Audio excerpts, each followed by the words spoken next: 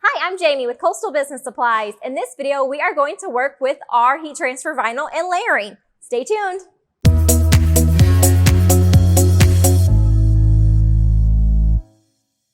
Okay, so today we're going to work with heat transfer vinyl, Siser vinyl, with transferring onto layers. So first we're going to preheat our garment. We're going to get all the moisture out of it and any wrinkles that could be lying on the surface of it. And I usually just do this for about 5 to 10 seconds.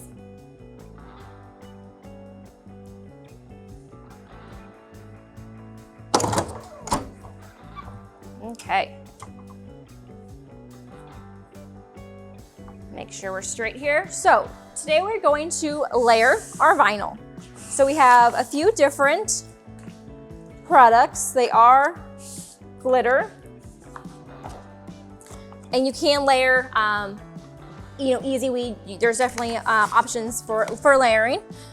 So first we're gonna do our first layer. We're only going to tack it for 1 second and then do a hot peel. Then we're gonna cover with our Teflon. You can also use a silicone sheet. So basically drop it down, bring it back up.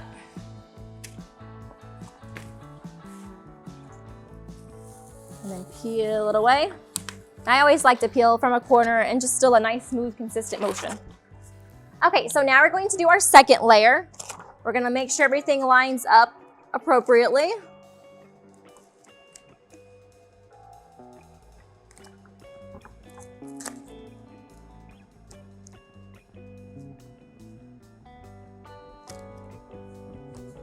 Okay, and then we're going to cover with our Teflon sheet.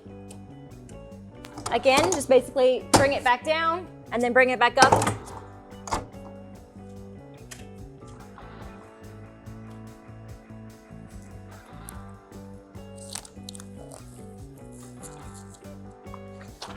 Okay, and then we're going to do our final layer that we have today.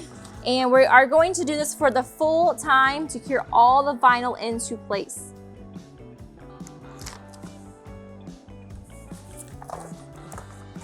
Okay, so we can cover with our Teflon. And for this, we're at 320 degrees for the full 15 seconds. And then a firm pressure. Okay, so this is our final layer.